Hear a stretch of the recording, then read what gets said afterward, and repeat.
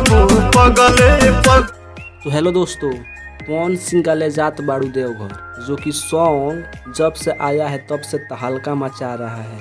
इसी बीच album queen नीलम गिरी जी ने इस सॉन्ग पे काफ़ी बेहद खूबसूरत, जो बोला जाए कम है, रील बनाई हुई है। जी हाँ दोस्तों, नीलम गिरी जो कि भोजपुरी की एक जानी मानी एक्ट्रेस है।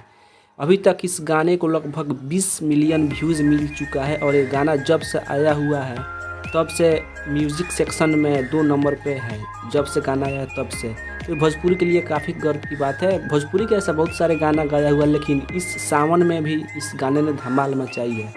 तो रील बहुत खूबसूरत है और विजय चौहान ने इस गाने को बहुत अच्छा से लिखा हुआ था और रील तो एकदम झकास है, लाजवाब है। जल्दी न्यूज़ पसंद आया है तो चैनल को सब्सक्राइब जरूर कर लीजिएगा।